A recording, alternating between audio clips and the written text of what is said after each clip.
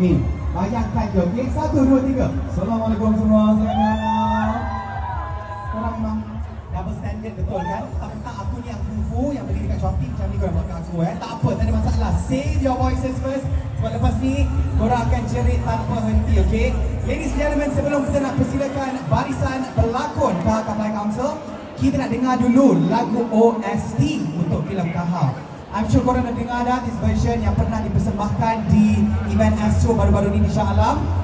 Jadi band ni nak pernah perform secara live lagu OST ini yang bertajuk Kudeta. Ladies and gentlemen, here are a few facts tentang lagu ini.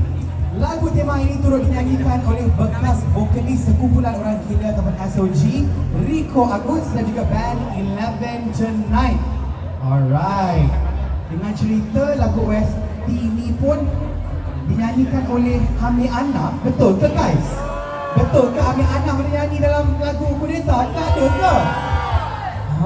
I don't know lah betul ke tak. Fakta atau auta, sama-sama disaksikan. Ladies and gentlemen, ini dia lagu OST KH Kaplan Council, Kudeta. Thompson Go, Ken Nobu, Fazik Muklis, Fazli Masoud, Sky Iskandar dan Eddie Ashmore.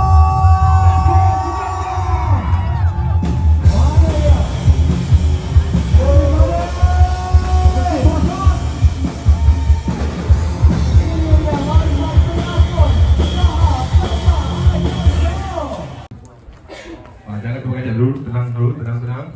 Ambil tempat masing-masing dulu.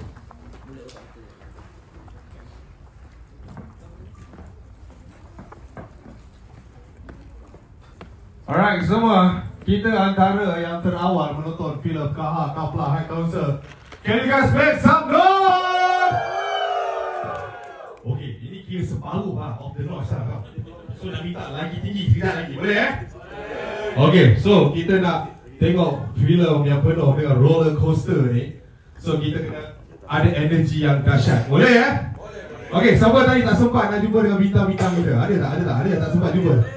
Saya bawa dia orang atas sini boleh ke?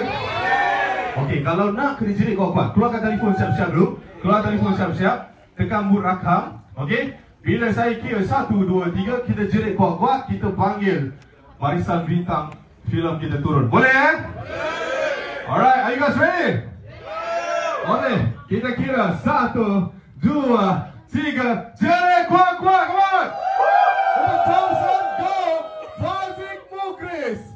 Kuat lagi, Ken Nobu, Fazli Masoud, Sky Iskandar, Eddie Ashmore dan Ami Ana.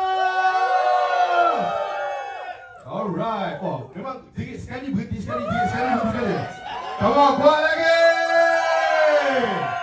Alright, okay, kita bagi ruang dulu. Okay, diorang dah dengar sini guys. Kita dengar sikit daripada Thompson. Jadi untuk Thompson guys, come on! Hey everyone, apa khabar? I just want to say, enjoy the show! Agak Thompson Alright, next one, kita pass untuk Sky Iskandar! Hello everybody, thank you so much meluangkan masa datang untuk tengok filem ni. Kami harap korang dapat mengambil iktibar dan apa yang kita cuba nak sampaikan dan war-warkanlah dekat kawan-kawan korang. Enjoy. Alright, pass the mic to Eddie Ashmore.